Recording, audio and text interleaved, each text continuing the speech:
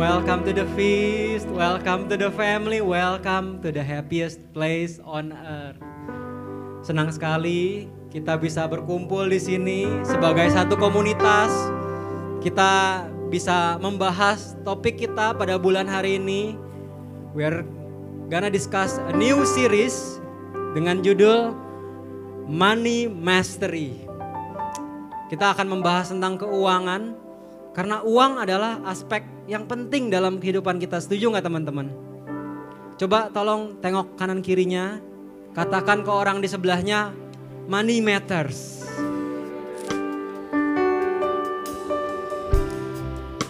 Saya punya seorang anak yang umurnya sudah 6 tahun, kelas 1 SD. Kemarin dia liburan, dia gak sekolah karena habis mid exam. Waktu kemarin saya bangun pagi, saya turun ke meja makan. Saya duduk di meja makan, dia sudah sediain kopi. Dia udah bisa bikin kopi buat saya. Dia sediain kue, dia sediain buah-buahan. Wah, saya merasa senang banget anak saya liburan kemarin.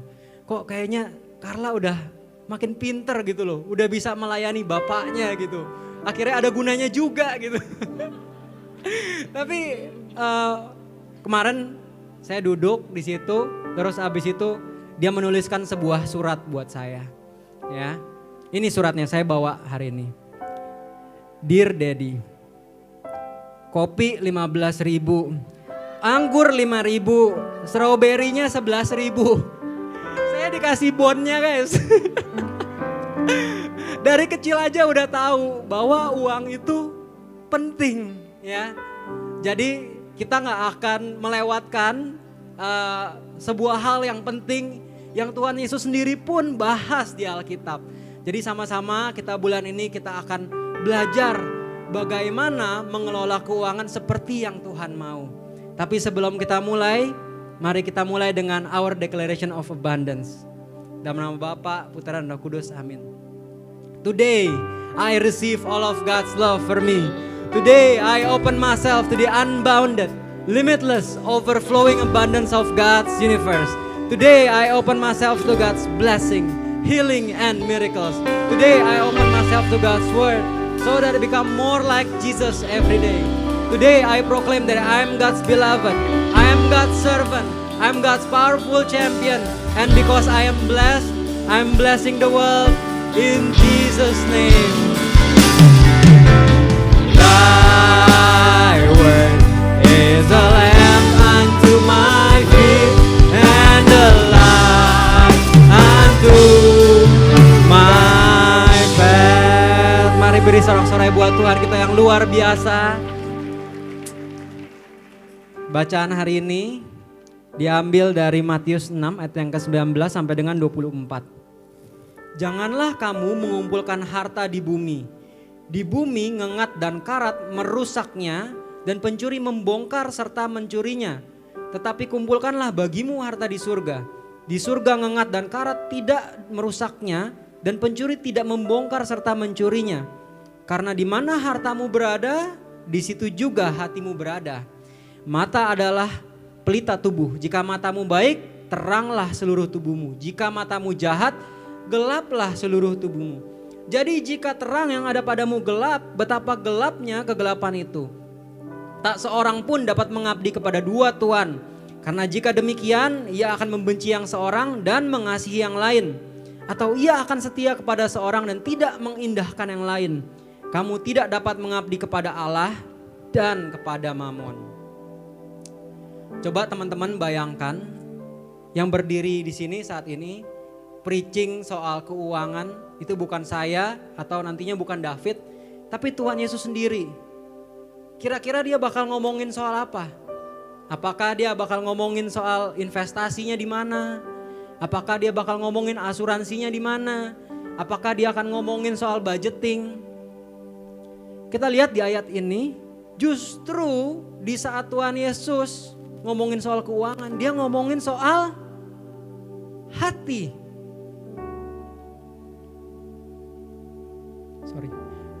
Karena di mana hartamu berada, di situ juga hatimu berada. Hati dan harta itu lekat. Kita bisa tahu orang itu hatinya seperti apa dari transferannya kemana. Ya. Jadi kalau hatinya dipenuhi dengan kesombongan, maka rekeningnya, transferannya, pembeliannya pun akan dipakai untuk barang-barang yang bisa flexing. Kalau hatinya dipenuhi dengan keegoisan, maka uangnya akan mengalir nggak mungkin keluar lagi. Pasti untuk kepuasan dirinya sendiri. Ya, jadi hati dan harta itu lekat. Berikutnya Tuhan membahas tentang mata. Jika matamu baik, teranglah seluruh tubuhmu. Jika matamu jahat, gelaplah seluruh tubuhmu. Artinya apa? Tuhan mau kita fokus. Kemana fokus dan perhatian kita? Akan ada banyak sekali cara-cara mengelola keuangan di luar sana. Tetapi pertanyaannya adalah kemana hati dan fokus kita? Jawabannya cuma ada 2 tuan. Antara ke Allah atau ke Mamon. Siapa yang kamu pilih? Uang hanyalah sebuah alat. Uang bisa mempererat persaudaraan, betul ya? Bisa ajak teman-teman atau saudara yang udah lama gak ngumpul, akhirnya kumpul, ditraktir, mereka bisa dekat lagi. Tapi bisa juga menghancurkan pernikahan. Banyak sekali pernikahan hancur karena masalah uang. Banyak sekali keluarga terpecah belah karena berebut warisan harta. Ya. Uang bisa dipakai untuk menolong, bisa dipakai untuk merugikan sesama. Bisa dipakai untuk memberi keleluasaan, akhirnya bisa jalan-jalan sama anak, bisa berkumpul sama orang yang dicintai. Tapi bisa juga menjadi sesuatu yang menjerat kita dengan utang, menjerat kita dengan budaya workaholic kita. Uang bisa jadi berkat yang membangun kita. Uang bisa jadi kutuk yang menghancurkan kita. Tergantung tuannya siapa. Bukan tergantung investasi di mana, rekeningnya berapa, enggak. Tergantung tuannya siapa. Pilih Allah atau pilih Mamon. Karena the right money mastery requires the right money master. Kata mastery itu sendiri aja berasal dari kata master. Jadi kalau kita salah pilih tuan, salah pilih master, maka kita akan mendengar bisikan-bisikan yang salah dan kita akan memilih cara yang salah. Tapi kalau kita mendengar suara Tuhan, suara Allah, maka kita akan mendengarkan kebijaksanaan. Minggu ini kita akan membahas tentang exposing lies about money. Kita akan membongkar kebohongan-kebohongan soal uang yang dibisikkan oleh Mamon setiap hari yang menyesatkan. Dan kita mau belajar untuk menolak hal-hal tersebut dalam hidup kita. Nah, minggu depan juga gak boleh dilewatin. Minggu depan kita akan membahas tentang kebijaksanaan from the right master. Dia akan berikan kita wisdom yang membuat kita bisa berdamai tentang uang. Ya. Saya pun sering bergumul soal uang. Pilih Allah atau pilih Mamon. Kalau kita buka sosial media aja itu udah pilih uang atau pilih Mamon. Pilih Allah atau pilih Mamon. Mau ke mall pilih Allah atau pilih Mamon. Ya, di pekerjaan sama. Prinsip itu applies in my work. Saya punya 20 karyawan, 20-20-nya tuh muslim. Jadi di kantor itu saya doang yang Katolik sama Ella tuh berdua. Mereka nggak tahu Katolik itu seperti apa, Katolik itu beribadahnya di mana, Katolik itu beribadahnya gimana. Saya juga nggak pernah kasih tahu mereka. Bener-bener di kantor itu ya buat saya purely professional. Kalaupun ada atribut Katolik itu paling cuma di ruangan saya doang ada salib gitu loh. Jadi mereka nggak pernah tahu Katolik itu seperti apa. Suatu kali karyawan saya nih yang sudah 5 bulan bekerja, anak baru lah ya. Dia gajinya pun UMR. Terus abis itu dia melakukan sebuah kesalahan yang merugikan saya hari itu. Ruginya dihitung-hitung sama Ella, ya kira-kira hari itu rugi 25 jutaan lah.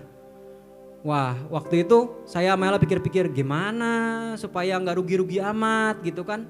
Saya diskus sama Ella, apa kita sita aja motornya, apa kita potong aja gajinya setiap bulan selama 5 tahun ke depan, kita kontrak dia gitu kan. Saya panggil karyawan saya akhirnya ke kantor saya untuk meeting. Pas datang ke ruangan meeting tuh mukanya udah kucel banget, udah takut banget, udah kusut banget. Tapi dia masih berani loh, dia bilang, kok saya mau bertanggung jawab kok, saya mau gaji saya dipotong 500.000 setiap bulan selama 5 tahun ke depan gitu. Wah beneran, tanpa saya tawarin pun dia udah ngomong, dia udah ngerasa guilty, merasa bertanggung jawab gitu loh. Tapi hari itu saya bilang ke dia, saya hari ini sama Ella justru sebaliknya, saya mau merelakan apa yang menjadi kerugian tersebut. Wah dia kaget, kenapa kok saya bisa bayar loh, dia yakinin saya lagi, saya mau bayar loh, saya mau bertanggung jawab gitu loh. Karena saya hari ini mau bebasin kamu dari utang dan kesalahan kamu. Karena Tuhan Yesus sudah bebasin dari utang saya dan kesalahan saya terlebih dahulu. Saya bilang gitu karyawan saya. Hari itu saya bangga jadi Katolik. Hari itu saya bangga dan senang sekali saya mengenal Tuhan di masa muda saya. Yang membuat bisnis saya hari itu dimenangkan. God wants you to set other people free. Banyak orang terkekang oleh rantai utang, terkekang oleh kesengsaraan, ya, terkekang oleh tipu daya mamon. Tuhan bukan cuma mau kita bebas, tapi Tuhan mau kita jadi pembebas.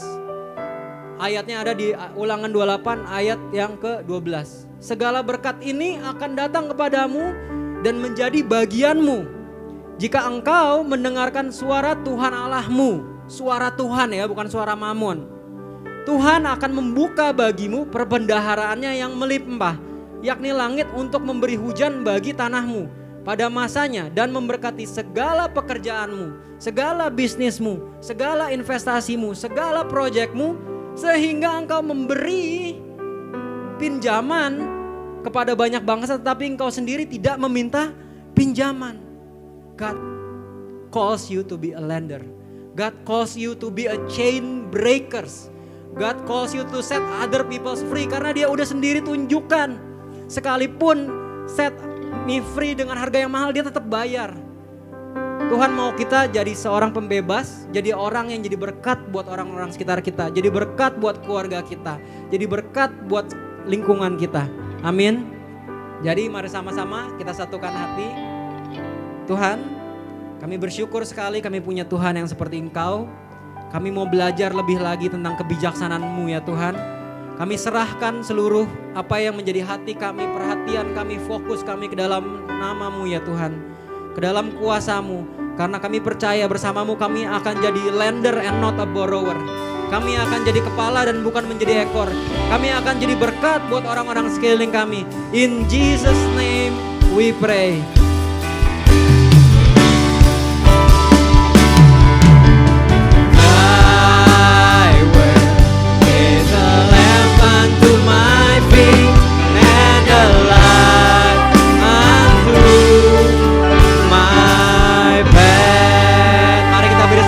Buat Tuhan kita, dan mari kita sambut our next preacher, brother kita David. Thank you, sekali lagi kita berikan kemuliaan untuk Tuhan kita. Thank you Ray, sudah dipakai Tuhan luar biasa. Silakan duduk teman-teman yang terkasih dalam Tuhan, katakan kiri kananmu, God will speak to you today. Amen. Ray ini termasuk baru dalam memberitakan firman Tuhan, tapi tahukah saudara bahwa setiap kali Ray itu memberikan kesaksian, setiap kesaksian yang dia berikan itu menunjukkan bahwa dia nggak sekedar tahu firman, tapi dia melakukan firman. Nah, yang kira-kira yang dicari Tuhan itu yang tahu banyak firman Tuhan atau yang melakukan? Idealnya kita tahu firman dan kita melakukan, tapi kebanyakan dari kita, termasuk saya sendiri juga, Saya tahu banyak firman setiap kali kita datang ke gereja, ikut misa, ikut feast seperti ini. Tapi kita lupa kadang bahwa seharusnya firman itu harus dilakukan. Karena yang Tuhan cari sekali lagi adalah pelaku firman. Amin. Nah, saya akan buka dari Yohanes 8 ayat yang ke-12. Dikatakan Tuhan Yesus mengatakan seperti ini, I am the light of the world. Whoever follows me will never walk in darkness, but will have the light of life. Jadi Tuhan Yesus bilang, akulah terang. Siapa yang mengikuti aku tidak akan berjalan di dalam kegelapan, tapi akan mendapatkan, memiliki terang di dalam kehidupannya. Terang berbicara sesuatu yang transparan, kelihatan. Betul ya? Kita butuh terang dalam kegelapan. Nah, hubungannya apa dengan topik kita pada hari ini, bahwa kita setuju bahwa duit itu penting. Coba lihat dulu kanan kirinya. Kira-kira samping saudara, depan belakang ini butuh duit, lagi desperate duit, atau lagi banyak duit. Kalau lagi banyak duit itu kelihatan, suka senyum-senyum sendiri saudara. Nah itu saudara bisa tanya, kamu ada rencana traktir aku nggak malam hari ini gitu loh. Tapi saya setuju bahwa money matters. Uang itu penting. Kita suka nggak suka karena kadang di gereja kita itu sungkan. Merasa risih ketika berbicara mengenai uang. Karena ada sebagian yang berpikir bahwa uang itu sesuatu yang jahat. Bahkan ada firman Tuhan yang bilang kayak gini, bahwa akar segala kejahatan adalah apa tadi? Wah, ini berarti baca Alkitab semua. Saya tadi mau bilang akar segala kejahatan adalah uang. Mungkin ada yang menganggap betul itu. Nah, tapi salah. Firman Tuhan mengatakan akar segala kejahatan adalah cinta uang daripada cinta Tuhan. Cinta mamon daripada cinta Tuhan. Nah, Yohanes 8 ayat 12, Tuhan Yesus mengatakan kalau kita mengikuti Dia, maka sisi gelap dari uang itu akan dibukakan saudara. Sehingga apa? Sehingga kita bisa memanage. Kita menjadi tuan atas uang, harta yang dipercayakan Tuhan kepada kita. Amin. Sama seperti halnya bulan lalu kita berbicara mengenai emosi, perasaan. Semua perasaan itu baik. Betul ya? Takut itu baik untuk menjaga kita, waspada. Demikian juga dengan uang. Bulan ini kita akan belajar, nanti minggu depan Julio akan bawakan practical things. Gimana caranya kita bisa memanage keuangan kita dengan baik. Tapi hari ini kita akan belajar, ternyata ada kebohongan-kebohongan yang diajarkan oleh dunia dalam hubungannya dengan uang. So, for lies culture,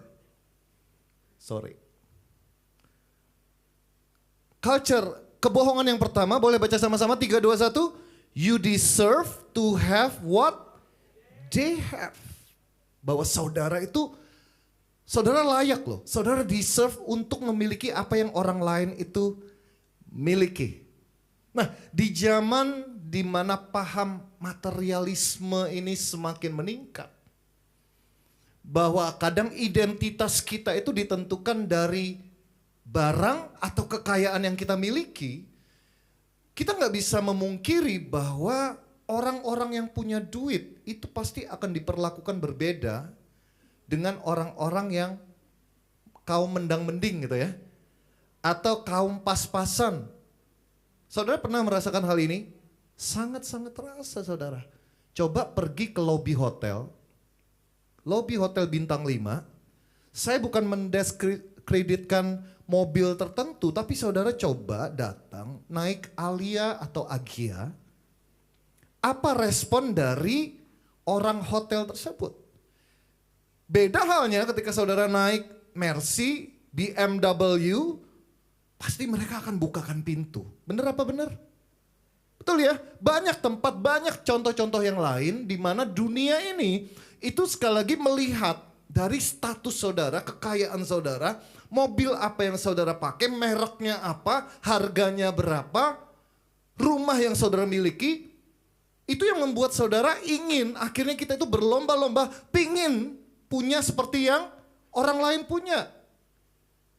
Nah, apakah nggak boleh kalau kita pingin, itu bukankah itu sesuatu yang baik kalau itu memotivasi kita menjadi orang yang bekerja keras untuk mencapai impian tersebut? Nggak salah saudara, tapi yang salah adalah ketika saudara dan saya itu menghalalkan segala cara. Saya garis bawahi ya, menghalalkan segala cara, terutama cara-cara yang tidak berkenan. Sebenarnya saudara tahu itu salah, tapi karena saudara ingin diterima di pergaulan, di teman-teman, ingin mendapat privilege, maka saudara akhirnya bodoh amat. Apapun yang akan aku lakukan supaya aku kaya. Nah, pernah gak saudara bertanya seperti ini, kenapa ya Tuhan itu membandingkan dirinya? Manakah Tuhan? Tuhan atau Mamon? Seharusnya kan kalau kita compare, perbandingan gitu ya, harusnya Tuhan, kamu milih mana? Tuhan atau setan, betul ya? Betul gak sih? Kalau tadi perumpamaan dua Tuhan, kenapa Tuhan menempatkan Mamon? Nah ini menjadi menarik. Betul juga ya kalau kita disuruh pilih Tuhan atau setan. Kalau saudara mungkin nanti pulang tiba-tiba di rumah ditampakin setan, apa yang saudara lakukan? Lari saudara. Atau memang sudah cukup rohani, berdoa salam Maria sampai setannya pergi, akan diusir. Tapi kalau yang datang duit, saudara lari mendekat. Nah itu Tuhan tahu saudara. Itulah godaan, salah satu godaan di dunia ini.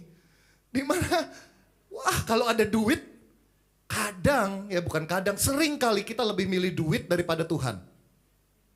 Gak usah angkat tangan, kalau disuruh angkat tangan, 99,9% mungkin Romo aja tadi yang gak angkat tangan. Saya mungkin akan angkat setengah tangan, karena itu separuh kebenaran.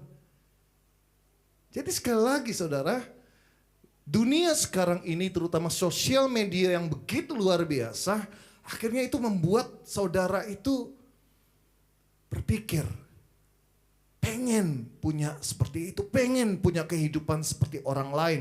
But it's okay to have nice stuff, but don't let your life stuff have you. Boleh saudara, baju bagus, saya juga suka fashion, saya suka sepatu dan lain sebagainya. Tapi sesuai dengan kemampuan kita masing-masing, sesuai dengan saudara harus bisa mengatur prioritas-prioritas yang penting. Dan kita harus di dalam Tuhan supaya apa? Supaya kita punya wisdom. Karena hanya dengan wisdom dari Tuhanlah kita itu dalam melakukan atau menentukan sebuah keputusan, membuat sebuah keputusan, kita membuat keputusan yang bijaksana, yang benar. Nah, comparison, bukankah itu yang seringkali terjadi akhir-akhir ini, bahkan dulu juga. Boleh baca sama-sama 3, 2, 1. Comparison will either make you feel inferior, benar ya? Or superior, and neither honors. Ada gak sih yang pernah kayak aduh menyesali hidup kalau lihat status story gitu ya, feed dari teman-teman kita yang punya kehidupan ekonomi lebih baik. Pernah saudara? Wah, to be honest, saya pernah. Kok bisa ya dia kayak gitu ya? Apalagi kalau saudara tahu orang itu misalnya korupsi. Orang itu misalnya ketika bekerja itu curang, atau menghalalkan segala cara seperti yang saya katakan tadi, pasti kita akan bawaannya nyinyir, betul ya? Oh ya pantas aja dia kaya, oh, orangnya kayak gini, kita bahkan jelek-jelekin. Betul? Karena apa? Karena sebenarnya kita pengen yang dia punya.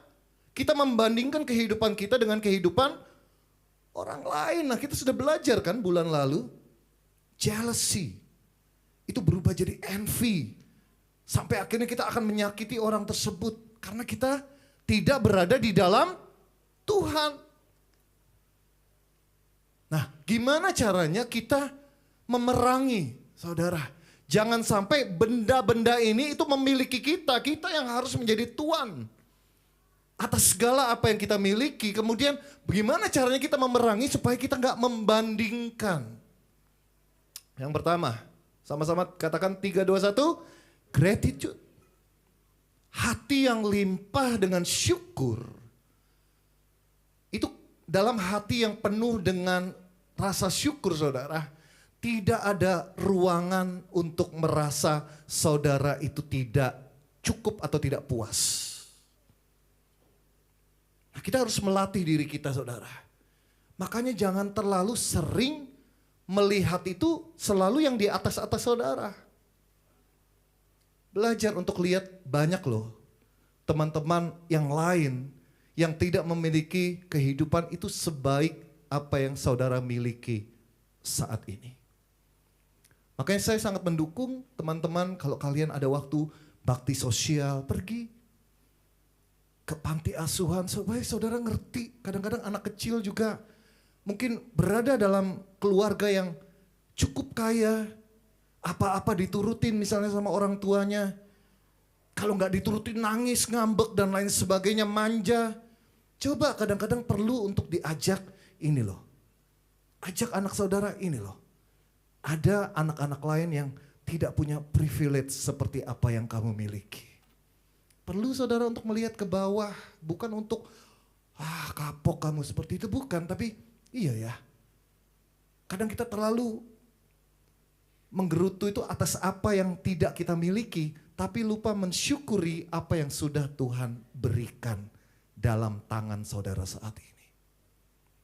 Betul apa betul? Betul ya? Ya. Yang kedua, humility. Kerendahan hati saudara. Rick Warren bilang seperti ini. Humility it's not thinking less of yourself, itu minder. It is thinking of yourself less. Jangan cuma mikirin diri saudara sendiri. Kita kadang oleh dunia ini kebohongannya adalah saudara sukses gini. Akhirnya kita dibawa terus. Lupa mengucap syukur. Ya, egois. Cuma memikirkan kepentingan dan tujuan kita sendiri. Apakah itu Tuhan yang kita sembah? Seperti itukah Tuhan yang kita sembah? Bukankah goal kita untuk beribadah seperti ini, untuk merayakan Ekaristi setiap kali kita menerima tubuh Kristus, seharusnya kita tahu, oh ini adalah lambang di mana Tuhan itu tidak mementingkan dirinya sendiri, tapi memberikan kehidupannya supaya saudara dan saya hidup.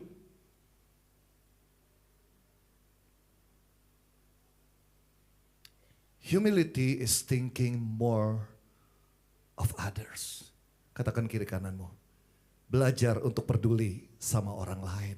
Dong ditepok kanan kirinya. Yuk, bisa yuk belajar peduli sama orang lain. Yang terakhir saudara, gimana caranya kita fight contentment. Rasa cukup. Rasa cukup itu bukan berarti saudara nggak boleh punya ambisi. Tapi saudara ada jeda di mana saudara, oke, thank you Lord. Terima kasih, cukup. Ini berlawanan banget dengan greedy, serakah. Keserakahan dengan saudara belajar untuk, oke, cukup. 1 Timotius 6 ayat 6. Ibadah disertai dengan rasa cukup. Itu luar biasa saudara. Amin. Jadi bukan berarti saudara nggak boleh berkembang. No. Dari awal Tuhan ingin saudara dan saya itu berkembang.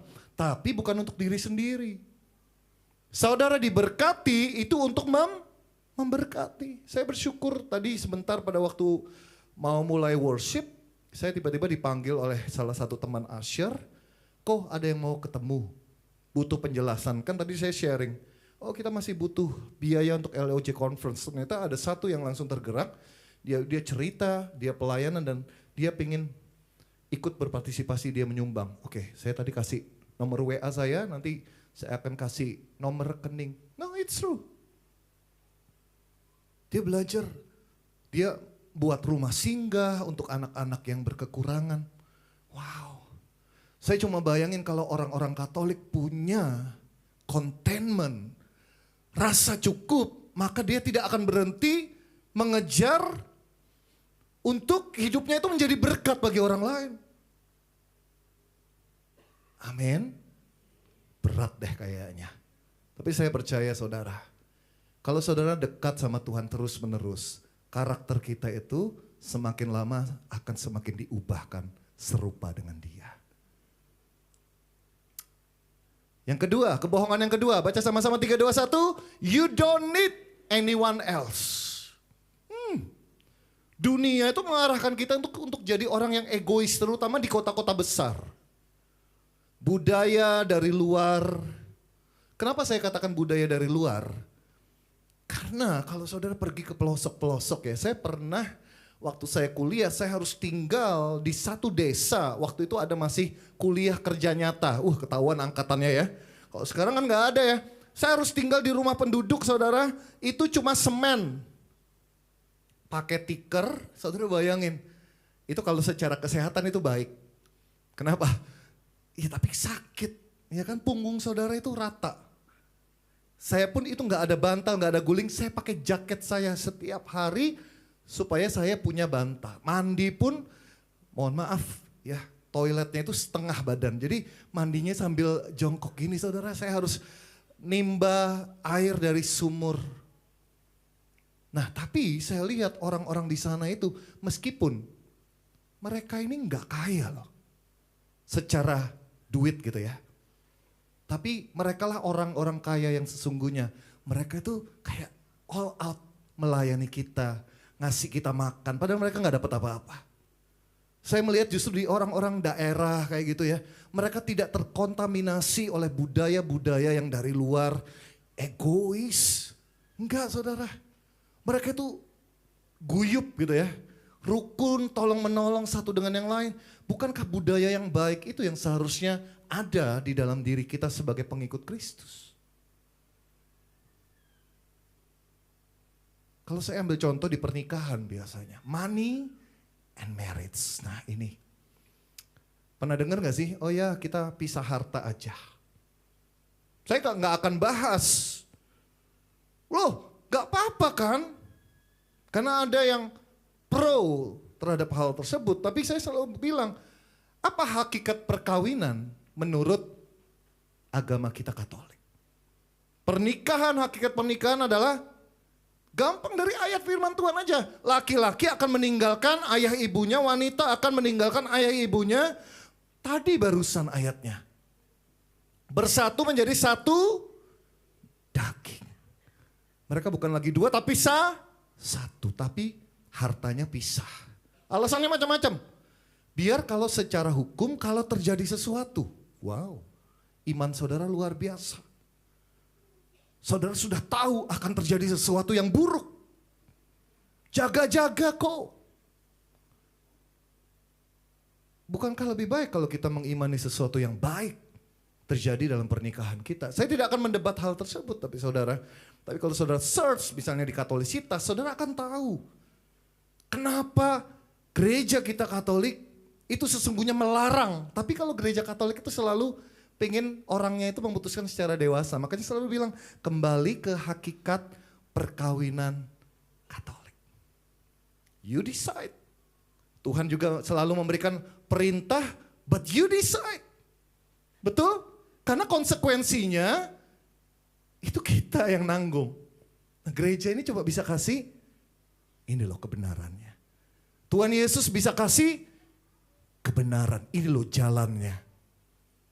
Ayo jalan dalam terang. It's good for you. Akan membawa engkau kepada keselamatan. Tapi kadang kita bandel. Kita menggunakan akal logika kita lebih daripada iman kita. Banyak I'm still independent. I deserve to be happy all the time. Kalau saudara berpikir seperti ini, mending gak usah married dulu. Betul gak sih? Kalau saudara belum bisa berbagi satu dengan yang lain, melebur satu dengan yang lain, mungkin saudara perlu berpikir ulang sebelum saudara memutuskan untuk menikah.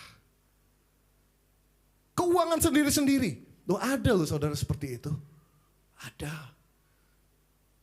Yang istri dinasihati sama mamanya, kamu simpen dikit-dikit. Ya. Jaga-jaga. Kalau ada apa-apa, kamu punya duit. Kelihatannya baik saudara nasihat ini. Tapi what's the point? Pernikahan adalah to become one. Bukan sendiri-sendiri. Kebohongan yang ketiga. Baca sama-sama 3, 2, 1. You are your mistake. Maksudnya apa?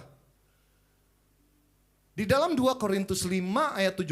Jadi siapapun yang berada di dalam Kristus, sesungguhnya dia adalah ciptaan yang baru, yang lama sudah berlalu, sesungguhnya yang baru sudah datang.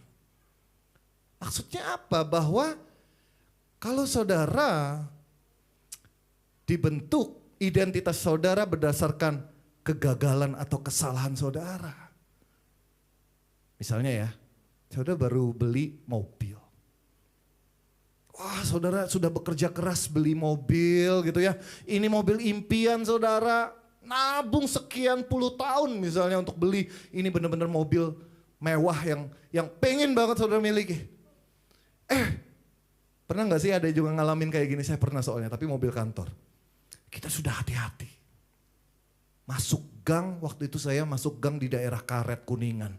Tahu kondisinya seperti apa? Kecil. Saya sudah berusaha mepet ke kiri saudara. Ketika ada mobil yang lain, tapi mobil yang lain itu kenceng banget. Kayak tanpa rasa bersalah gitu. Jadi saudara sudah tahu apa yang terjadi? Itu baret panjang dari belakang sampai depan. Nah, saya itu kalau punya barang, meskipun itu punya kantor gitu ya, saya itu punya sense of belonging cukup tinggi. Jadi kayaknya akhirnya saya menyesali, saya sedih, dan berlarut-larut saudara sampai kayak, aduh. Nah, saya mau katakan seperti ini maksudnya apa? Kalau saudara terikat pada suatu materi, maka ketika terjadi sesuatu pada apa yang saudara miliki tersebut, seakan-akan dunia saudara itu runtuh dan saudara gak punya harapan lagi.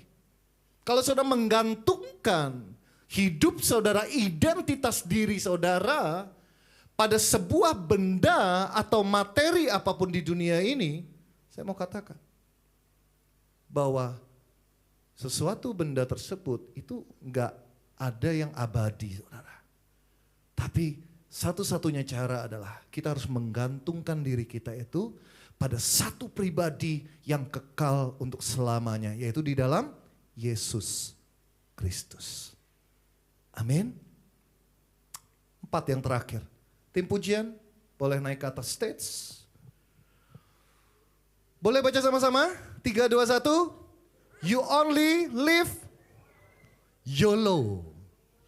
Kalau yang selama ini bingung, SMS mungkin terutama yang angkatan saya gitu ya. Anaknya itu WA kepada temannya YOLO, yang penting YOLO. Mungkin selama ini saudara gak ngerti, ini artinya. You only live once. Ada yang punya prinsip seperti ini? Gak usah angkat tangan. Hidup ini cuma sekali, enjoy your life. Kadang gak peduli kebenaran firman Tuhan. Aduh kayaknya membatasi banget. Pengen kayak teman-teman yang lain. Kayaknya bebas, enjoy life. Go with the flow. Ikuti perasaanku. Oh dunia lagi ngetren ini. Oh apa itu namanya? Labubu atau apa itu? Gara-gara. Itu padahal sebenarnya harganya itu gak mahal loh saudara. Sebelumnya ya, sebelum dipakai sama anggota Blackpink tuh tahu semua. Ada yang antri. Kapan lagi nih punya? Keren lagi ngetren identitas. Weh, gua anak gaul adalah Bubu. Just be careful, karena itulah yang dunia arahkan. Saudara nggak sadar loh. Mereka masuk seperti itu. Sekali lagi, aduh ini kok kayaknya oldies banget, kayaknya kuno banget, gak boleh ikut tren. Boleh saudara. Tapi jangan sampai tren, jangan sampai dunia, jangan sampai materi, duit itu menjadi master dalam kehidupan saudara. Saudara yang harus ambil alih. Nggak bisa saudara ambil alih tanpa ada Tuhan sebagai master di dalam kehidupan saudara. Kalau orang berpikir ya udahlah, you only live once, happy aja. Jangan lupa, saudara hidup itu seharusnya menjadi berkat dan meninggalkan legacy untuk generasi yang berikutnya. Apa yang kita lakukan di tempat ini? Kalau saya punya prinsip, you only live once, saya tidak akan menghabiskan waktu saya datang lebih awal di tempat ini. Teman-teman yang melayani datang lebih awal daripada umat. Datang jam 12, mempersiapkan segala sesuatu. Kalau kita punya prinsip, you only live once, mending kita happy-happy di luar. Tapi apa yang kita lakukan ini adalah kita berusaha mengerti apa yang Tuhan mau untuk kita lakukan di dunia ini. Untuk apa saudara? Kita sedang meninggalkan legacy for the next generation of our church.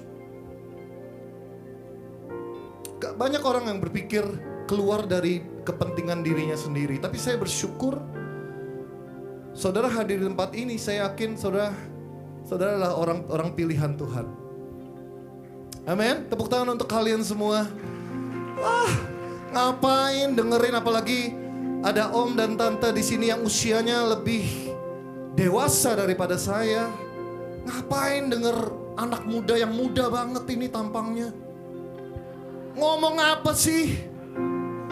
Tapi kita di sini menyatukan hati.